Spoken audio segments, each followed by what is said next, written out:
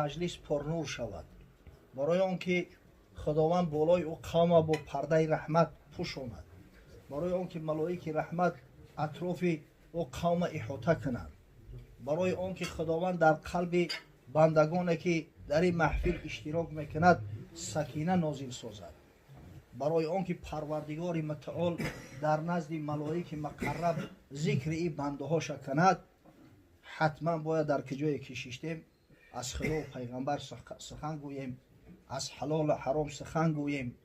اگر نگفتیم بالا ما خدای تعالی تیره یعنی حسرت ندامت نازل میسازد، بعدا پشیمان میشویم، دیگر پشیمانی سود ندارد. گر بدانی که نشنوند بگوی، آنچه دانی ز نیک خواهی و پند، زود باشد که خیره سر بینی بد پای افتاده اندر بند. دست بر دست میزند که دریغ، نشنیدم حدیث دانشمند. ایشون قاری منظرالدین محفل خیر برپا کرده است، نان و طعام آماده کرده است، یار و دوستا و حق همسایه ها و قوم را دعوت کرده است، به خاطر آنکه هم طعام تناول کنیم و هم یک صحبت داشته باشیم که امروز واقعا در جامعه صحبت کم است، نمیرسد. به خدا قسم اون مردمی که مشتاق صحبت هستند، مشتاق موعظه هستند، بعضی‌ها گریه را میکنند آخی در خلوت، اگر چندی در پیش مردم نکنند. برای به قدر این ساعت‌ها باید ما و شما برسیم. یک حدیثی را از احادیث پیامبر صلی الله علیه و سلم انشاءالله برای ایشان قاری و برای اهل خاندانش و برای مهمانانی که در این محفل خیر شرکت دارند تقدیم میکنیم. بعدا در محفل ما قاریای خیلی زبردست، قاریای خیلی خوب، قاریایی که هم لحن زیبا دارند الحمدلله، هم تجوید ترتیل خوب دارند، در حفظ قرآن بسیار مستحکم هستند. نوبت انشاءالله بعد به اونا میتیم که مجلس مونه گرم کنند. حضرت ابوذر غفاری صحابی پیامبر صلی الله علیه و سلم، شخصیتی که رسول الله صلی الله علیه و سلم دوستش می‌داشتی را، از همه شجاعتر بود. حضرت در کجایی که میدید البته نزدش میرفته سوال بارونش میکرد، در جاهایی که هیچ کس جرأت نمیکرد به پیامبر صلی الله علیه و سلم سوال بده، ابوذر غفاری البته سوال میکرد. حضرت هم دوست می‌داشت وقتی ابوذر را ببینه یگان نصیحت براش کنه. حضرت ابوذر غفاری روایت میکند که قال علی رسول الله صلی الله علیه و سلم، بار پیغمبر خدا صلی الله علیه و سلم به من نصیحت کرد، گفت اتق الله حیث ما کنت، از خدا بترس در کجای باشی، در هر موضع قرار داشته باشی، هر ساعت روز باشه، در هر وظیفه و منصبی که باشی، از خداوند متعال بترس. و اتبع السیئة الحسنه تمحوها، وقتی که یک گناه کردی، یک جنایت کردی، یک کاری ناخوشایند کردی، حتما در مقابلش یک کاری خیر کن تا اینکه پروردگار توسط عمل خیرت آنمو کاری بدی ترا محو کنه، نیست کنه. و خالق الناس بخلق حسن، و با مردم با اخلاق حسنه معامله کن، با مردم رفتار و کردار خوب و خوش داشته باش. حدیث امام ترمذی با اسناد حسن صحیح در جامع السنن خویش روایت کرده است. ببینید حضرت بسیار تاکید میکرد که از خدا بترس، از خدا بترسه. در هر خطبه که از بالای منبر حضرت میخواند حتما تاکید میکرد اتقوا الله، از خدا بترسه. اوصیکم بتقوا الله، من شما را وصیت میکنم به ترس خدا، به تقوای خدا. و نفسی اولا بتقوا الله، از شما پیشتر خود میگه توصیه میکنم، خود توصیه میکنم که او از خدا بترس. شخصی که از خدا نمیترسه ایمان نداره. ایمانی بنده دو بال داره، دو قنه داره. یک قناتش ترس از الله های، یک قناتش امید داشتن به رحمت الله. اگر هم یک تشکی نباشه ایمان کامل نمیشه. نه دیده بود که جستجویت نکند، نه کام و زبان که گفتگویت نکند. هر دل که در او ترس خدایی نبود، گر پیش سگ اندازند بویش نکند. همین دیلی که ترسی خدا نداره میگه اگر امو را بگیرن در پیش سگ باندازن سگ حتی پوش نمیکشن. یا ایها الذین آمنوا اتقوا الله ولتنظر نفس ما قدمت لغد واتقوا الله. باور کنه همین قرآن مولامول از امر پروردگار که بنده از خدا بترسه، از خشم پروردگار بترسه. ها فکری آینده تو نکنه، فکری روزی را کنه که بین شما و بین الله نه یک حجاب است نه یک ترجمان است، یک مفصل در پیش پروردگار حسابات میتی. از خدا بترسه. او پروردگار که این کائنات خلق کرده است هست تو دمی که از غضب خدا نترسه. عجیب مردم امده یک ویروس تمام دنیا لرزه را گرفته است. حتی همون واز всемирní организация здоровья назди سازمان ملل متحد ایرا پاندمی اعلان کرد، اپیدمی جهانی. ایرپورت ها را محکم کردستیان، کارخانه ها را محکم کردستیان. در جایی که اشتباه مردم بشه وقتون دیدست یا میبینه همه در طرز تعلقه غلطی دیان. مسکه ببنده، اقلا در یک روز دو بار دستور بشوه، به همدیگر حتی میگن سلام نکنه. آقا پروردگاره که این ویروس ها را خلق میکنه آیا پروردگار نمیترسیم؟ جمله ذرات زمین و آسمان لشکر حقند گاهی امتحان. فراموش نکنه تمام همین ذره های زمین و آسمان همه لشکر الله هن. امتحان وقتی امتحان که اومد بالای قومه همش به لشکر مبدل میشوند. ولله جنود السماوات والارض. خدا راست لشکرهای زمین و آسمان خداوند در قرآن برای ما و شما بیان کرده است. باد را دیدی که با عادان چی کرد؟ آب را دیدی که در طوفان چی کرد؟ آنچه آن بابیل با آن فیل کرد، آن که پشه کله نمرود خورد، آن که سنگ انداخت داوود به دست گشت 600 پاره و لشکر شکست. این قصه را 10 مراتب شنیدگی الحمدلله همه با خبر هستی، برای همین شرحش نداده است. سنگ میبارید بر اعدای لوط تا که در آب سیاه خوردند غوت. به حضرت مولوی روم جمع بستش میکنه میگه گر بگویم از جمادات جهان عاقلانه یاری پیغمبران، مثنوی چندان شود که 40 شتر گر کشد عاجز شود از باری پر. اگر من تمام این جمادات و جسم های بیجان و همین مخلوقات و اونم یک باکتری میده که همین چیزایی را که در وقت لازمه خدای تعالی با کمک پیغمبراش برداشته است نقش لشکر خدا را اجرا کردن، اگر همه ایرا من بیان کنم آی مثنوی من به حد کلام میشوه که در 40 شتر دیگه برداشت نمیشوه. ای نموده زید حق در فعل درس، در میان لشکری اوی بترس. و برزید خدا قد علم میکنی اندیشه نمیکنی که تو در بین لشکری پروردگار قرار داری.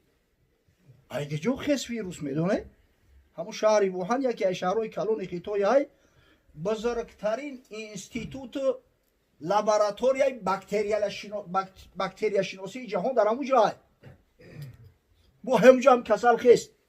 این همه عاجز تو حاضر را وکسینش نیفتیدی را جزود لشکری او در وفاق، مرد را اکنون مطیعند از نفاق. تو قرار نشو که دستم غم میگیره پاهم با فرمانم عمل میکنه. گر بگوید چشم را کور و فشار، درد چشم از تو برآرد 100 بیمار. از جانب پروردگار امر شود چشم سالم به قدرت خدا به درجه دردش میگیره که دنیای روشن در چشمت سیاه میکنه. گر به دندان گوید او بین و وبال، پس ببینی تزی دندان گوشمال. باز کن تیب را بخوان باب العلل، سواد شرعی نداری اقلا کتاب اناتومی را بگیر. باز کن تیب را بخوان باب العلل، تا ببینی لشکری تن را عمل. چون که جان هر جزو وی است، دشمنی با جان آخر کی است. حضرت ابراهیم خلیل وقتی که آیات عذاب نازل میکردن، آیاتی که در اوج خدای تعالی غضب شد نسبت سرکشا و کافرا بیان کرده است، حضرت هوشش میرفته است. تو به حدی که یه روز حضرت جبریل میگه آخی تو خلیل اللهی، ترا خلیل گفت است خداوند، ترا رفیق دوستت گفت است نخو خلیل از خلیلی خودش بترسه. گفت از پروردگاری که رابطه و قرابت خویش تباری را از همه قطع کرده است، لم یلید و لم یولد گفته است، نزاد کسی را و نه ای کسی زاده شد. چه خیلی من نترسم؟ چه خیلی پروردگار نمیترسی که از همه رابطه خویش تباری را قطع کرده است؟ میگم من به کسی خویش تباری ندارم، این ذات اقدس نه ای کسی تولد شده است نه کسی او تولد میشه واقعی. ولم یکن له کفوا احد. چه خیلی نمیترسم از این؟ سبحان الله. اینا ببین حضرت رسول الله صلی الله علیه و سلم میگه همین میکائیل هر وقت میدیدم، میکائیل یک ملائکه بزرگ الله هست. ملائکه های بزرگ 4 تا میدونه نه، اینا را اروسا ارخانگل میگن، ارخی انگل، یعنی که ملائکه های صاحب مرتبت بلند منزلت، بزرگترین ملائکه ها جبرئیل علیه السلام، میکائیل علیه السلام، عزرائیل علیه السلام و اسرافیل علیه السلام. همین میکائیل یک ملائکه رحمت است، رحمت پروردگار را دائما پاش میته. میگم حضرت همین خیلی حلیمه، همین مهربانه، همیشه همین سریوز نه، دویم زیق. تو به حدی که حضرت میگه که سوال کردم از جبرئیل که مالی لا ارا میکائیل یضحک، برای چی من میکائیل هیچ وقت نمیبینم که بخنده؟ همیشه همت مقصد که زیق اندوگین های. حضرت جبرئیل گفت ما ضحک میکائیل منذ خلقت النار. از زمانی که خداوند آتش جهنم خلق کرد، این بیچاره میکائیل دیگه خنده را فراموش کرده. میکائیل که از نور خلق شده است، آخه او نفس نداره، پاکیزه و تازه، یک طرفت العین حتی از یاد خدا و از ذکر خدا غافل نیست، از دوزخ میترسه. و ما اینقدر به تشویشه، اینقدر به پروا هستیم. این خدای بزرگ بک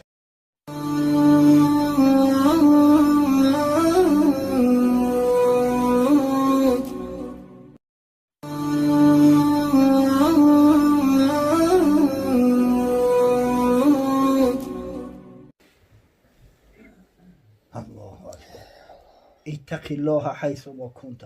در کجای باشه گفت از خدا بترس، از پروردگاری بزرگ بترس.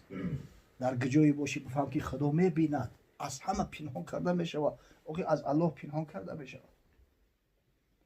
حضرت عمر شبا خواب نمیکرده است، همون روز تا بگن اندرمان کار. حضرت هم پادشاه بود، هم وزیر بود، تمامی وزارت ها در اختیارش بود. او زمانی بود که حالی میرشد نبود، پلیس نبود فعالیت کردن، همه را به تنهایی در کلش گرفته بود. شب تا سحر با میگشت که مبادا بالای کسی ظلم نشوه. گفتن حضرت استراحت نمیکنی؟ گفت به خدا من از خدا خوف دارم که مبادا یگان گوسپند اگر پاش او طرف فرات بشکنه، فرد روز قیامت از عمر پرسانش میشوه. ببینی حضرت میگه یک شب خیلی گشت مونده شید، یک خرسنگ دید بالای همون خرسنگ نشست. گفت اگر که نفس من راست کنم، حالی صبح صادق ندمیده بود است. همونجا یک حولی بده، ای پشت دیوار نخست آواز اومد، آواز یک زنه. گفت بچم شیره که جوشی دید، همون قیدگه آبش بریز، یا 2 سمک زیادتر میبره بفروشی. آواز دخترانه برمد که مادر مگر فرمان امیرالمؤمنین عمر را نشنیدی که گفت اگر کسی در شیر آب قطعی کند مجازاتش میکنم. این زنه گفت که دختری ساده گفت امیرالمؤمنین مستی خواه ای که جو میفهمه تو او ریختم بگی.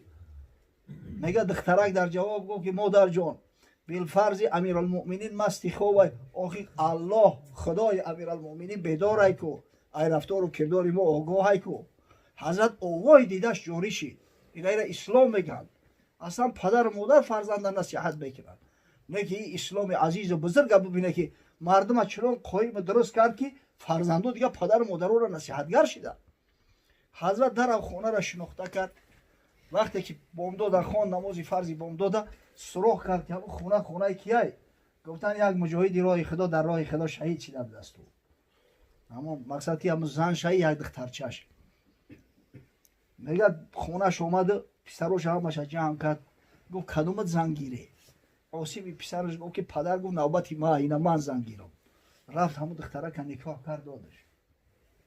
تصور کنه که ای فرزند حضرت عمر که اوخی در مدرسه عمر بزرگ شده است و دختره که مادرش تحذیر میده که اوخی بالفرض امیرالمؤمنین خوب ای خدای امیرالمؤمنین بیدار کو میبینه کو ای خدا نمیترسی.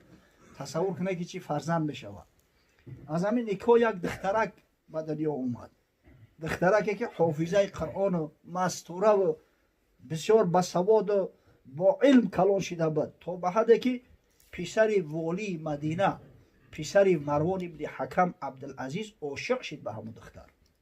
همون دختر خواستگاری کرد، پسر والی گرفت و یک فرزندک از اینا تولد شد به نام بابا کلان شو عمرش نام کردن عمر ابن عبدالعزیز. آن همون عمر ابن عبدالعزیزه که حضرت امام اعظم ابو حنیفه امام شافعی دیگر بزرگان میگن که اگر چند 10 سال و 9 ماه همگی خلافت کرده است در زمان خلافتش چنان عدل داده کرده که نام ایره در قطار خلفای راشد باید بنویسند. در پهلوی نام ابوبکر و عمر و عثمان و علی.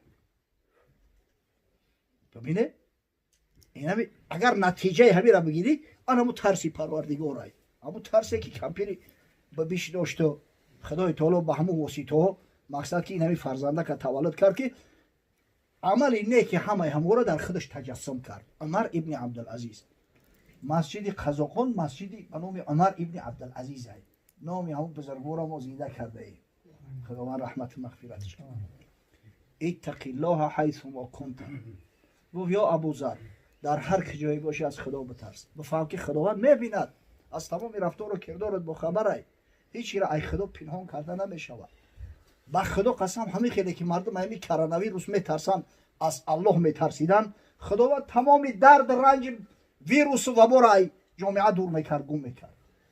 میگه ترس نداره مخی. خدا کنه که ای پروردگار بترسیم تو از چنگال این ویروس ها و این وباها پروردگاری بزرگ ما و شما را نجات بده. این الله لم یضع داء الا وضع له دواء. حضرت رسول الله صلی الله علیه و سلم میگه خداوند هر دردی را که در روی زمین وضع کرده است شفای او درد را وضع کرده است. شفاش در دست پروردگار است. برای همین همیشه دعا کنید خدایا این ویروس این وبا را نیست نابود کن. در این مسجدهای مسلمانان را از نو باز کن که مسلمانان نماز با جماعت مستحبه ادا کنند دست جمعی دعا کنند که پروردگار فیض برکات شد در این ملک سرزمین بیشتر و زیادتر نازل سازد. آمین یا رب العالمین. و نصیحت دومی که حضرت صلی الله علیه و سلم به ابوذر غفاری و در شخصیت او حضرت به ما و شما کرده است. و ببینید ابوذر سخنهای پیغمبر را یک برای ما بیان کرده که عمل کنید. و اتبع الحسنه و اتبع السیئه الحسنه تمحوها. وقتی گفت یک کمبودی کردی یک کاری ناجور کردی کاری غیر مشروع مرتکب شدی یا ظلم کردی حتما یک کاری خیر کن خداوند توسط کاری خیرت گناه نیست نابود کنه. حضرت خداوندی در قرآن بشارت داده است این الحسنات یذهبن السیئات. به شک شبه حسنات عمل خیر سیئات گناه ها را محو میکنه نیست نابود میکنه. حضرت ابو هریره از پیامبر صلی الله علیه و سلم روایت میکنه که رسول الله صلی الله علیه و سلم فرمید ان المؤمن اذا اذنب نکتت فی قلبه نکتة سودا. مسلمان وقتی که گناه میکنه به امر پروردگار در دلش یک نقطه سیاه پیدا میشود. فان تاب و نزع و استغفر سقل قلبه و این زادت. اگر به شرط همین بنده توبه کنه به خدا رجوع کنه کاری خیر کنه میگه همون نقطه که خداوند امر میکنه ای دلش گم میکنن تازه میکنن دلش. نه که بالای جنایت با جنایت کرد بالای گناه دیگر از عمل کرد با همون نقطه های سیاه زیاد چیدن میگیرن تا زمانی که دل زنگار میبنده ای سیاهی را. ثم قرأ رسول الله صلی الله علیه و سلم کلا بل ران علی قلوبهم ما کانوا یکسبون. بعدا میگه حضرت آیه قرآن تلاوت کرد که هرگز این کافرها و مشرکا اصلاح نمیشوند بلکه دلشو زنگار بسته است. همین گناه کردن که او دل دیگه زنگ زده است، اینا دیگه حقیقت درک نمیکنن.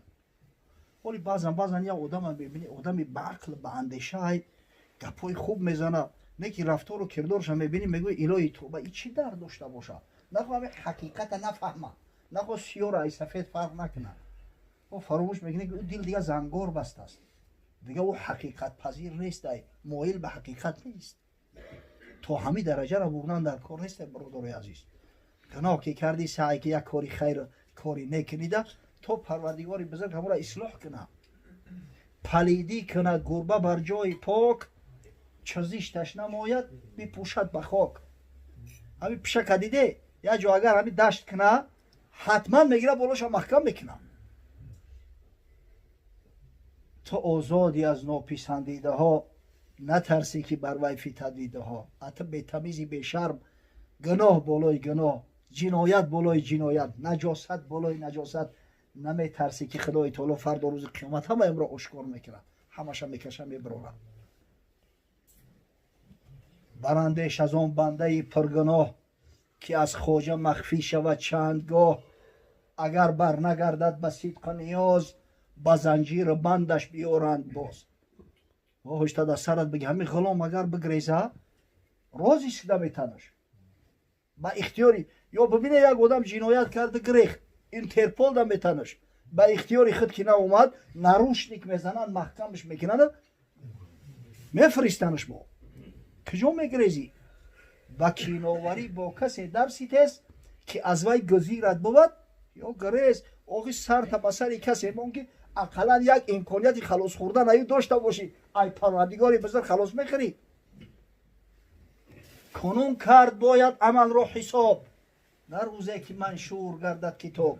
مردکی نامه اعمال تا ایهازی تازه که وقتی اون نامه اعمال در دست دادن دیگه او را امکان اصلاح کردن نمیشود.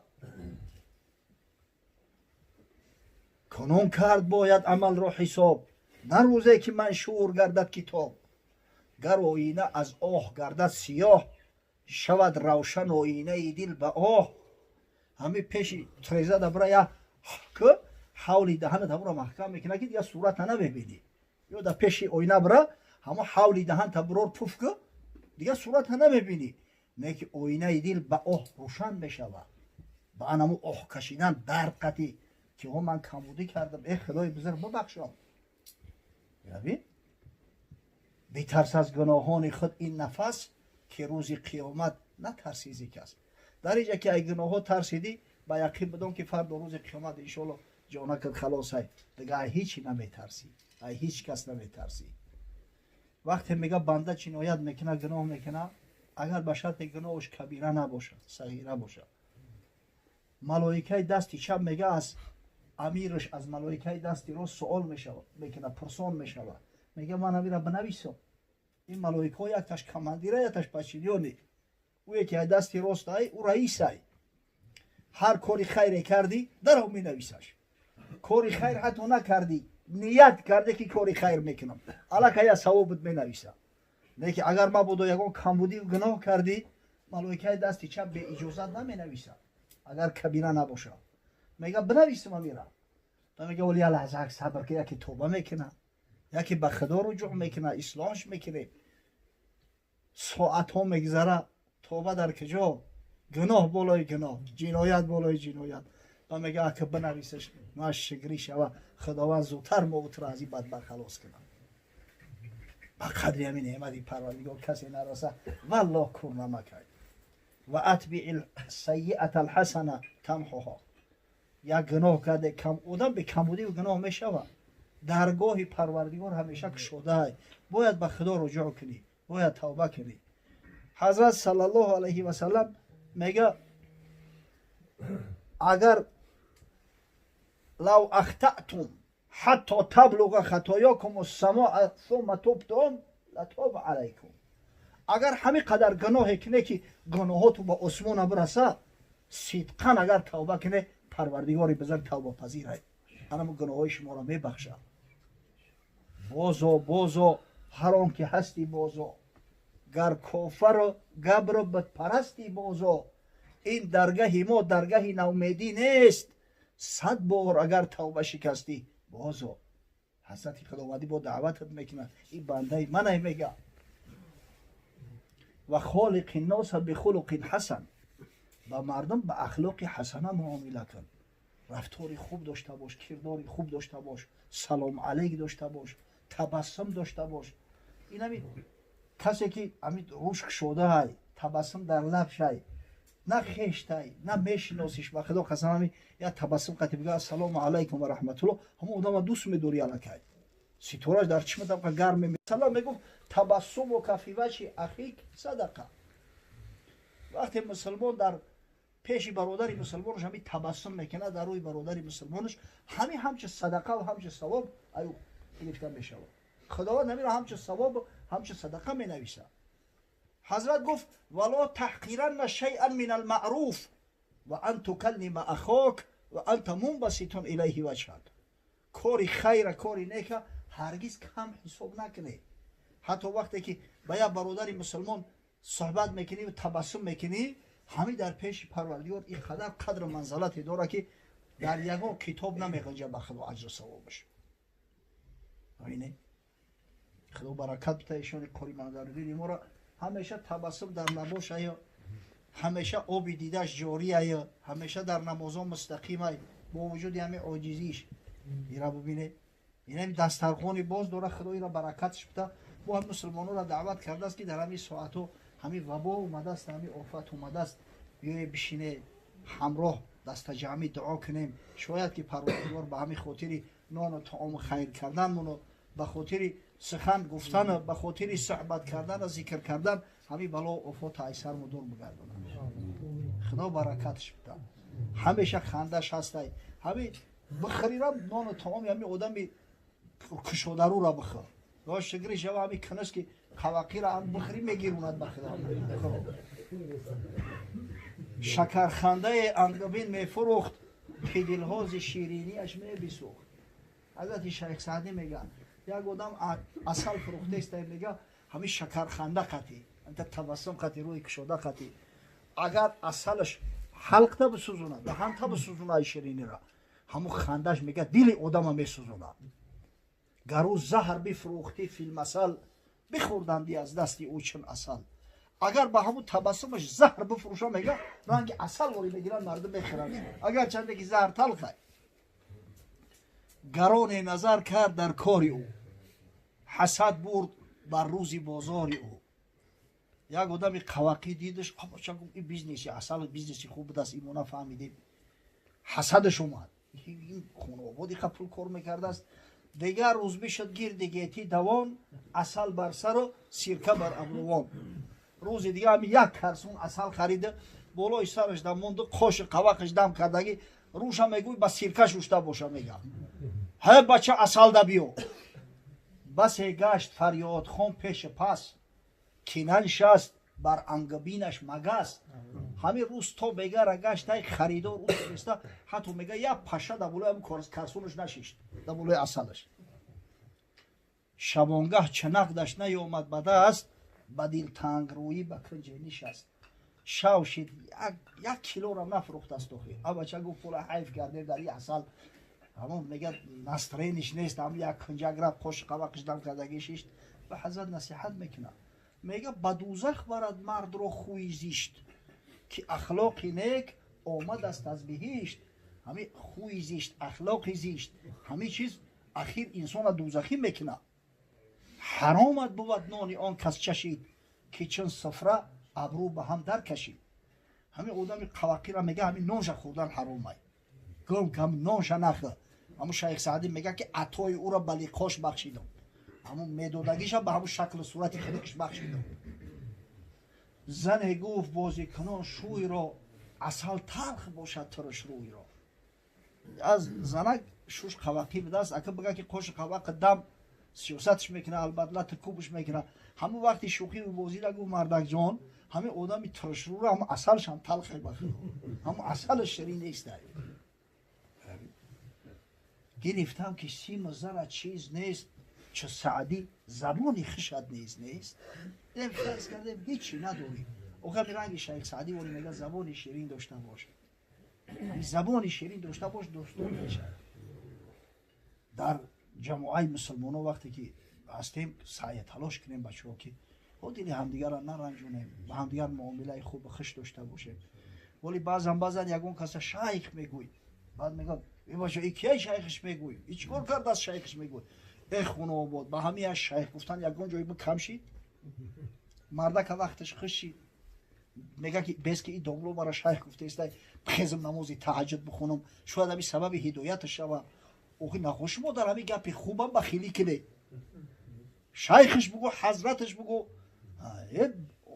از برای خدا بابا ایشانش بگو هیچ مشکلی نداره. آقی او ایشان گفتن همه را ایشان میگیم این معنوشی نیست که همه سیدن و سیدش نمیگوی که ای سادات نمیگوی که ایشان یک کلمه احترامی آنها گفتنی گپی. سعی کنه دل همدیگر را آزار نده، به همدیگر معامله خوب داشته باشه، معامله خوب باشه، به همدیگر رفتار و کردار خوب داشته باشیم. این همی خیلی محفل معرکه‌مو پر میگذره الحمدلله. ببینه همین آدمایی که رفتار خوب دارن، گفتار خوب دارن، زبان شیرین دارن، هر محفل معرکه کنن مردم همین خیلی جمع میشن که دیگه جای شیشتنشون هم نمیروان. همین آدمی که بدگهرای کر میتن مردم میگریزن، حتی در اون معرکه‌ش هم نمیروان. ببینه حضرت صلی الله علیه و سلم صحابی بزرگش حضرت ابوذر غفاری را همین نصیحت ها را کرد که به خدا قسم برای جامعه ما از زمان صحابیای پیامبر دیده خیلی مهمتر است. اتقی الله حیث ما کنت، از خدا بترس در هر وضع در هر حالت باشی. و اتبع سیئة الحسنه تمحها، وقتی که خدای نکرده یک کمبودی و خطا کردی در حال کاری خیر نکن تا اینکه پروردگار توسط عمل خیر نکی تو همون کمبودی و خطای تو را اصلاح کنه نیست کنه. و خالق الناس بخلق حسن، با مردم به اخلاق نیک حسنه مخالقت کن، معامله کن تا اینکه مردم دوست بدارن، مردم احترامت کنن. پروردگار محفل مون مبارک بگردان. بابای قاری منظرالدین همراه اهل خاندانش، همراه خویش اقربا و دوستاش که در این محفل خیر شرکت کردند از جمیع بلا و آفات عزیز و سلام حفظ کن. پروردگار ما بنده های عاجز هستیم، این دین دینی تو است، این شریعت شریعت حبیبت محمد صلی الله علیه و سلم است. امروز بنده ها عاجز هستند، اینا از دستشو کاری نیست، از یک ویروس همه متلقفیم، همه میترسیم. اما پروردگار و حبیب دلها محمد مصطفی صلی الله علیه و سلم ما را بشارت داده است که این ربکم تبارک و تعالی حی کریم یستحی من عبده اذا رفع یدیه الیه ان یردهما صفرا. بیشک پروردگار بزرگ شما ای بندگان الله بخشنده است، کریم است و خداوند شرم داره وقتی که بنده دست به سوی درگاهش میبرداره دستهای بندش خالی و صفر بر بگردونه. خدای عاجزانه دعا میکنیم این وبا را ایسری بندگان دور گردان. پروردگارا شفا را خودت نازل کن، کافی و شافی ته هستی. پروردگارا فیض و برکات و خیرات و حسنات خویش را در این منزل، در این محفل، در این محله، در این دیار، در خاندان برادرای دست به دعا برداشته نازل فرما. خدای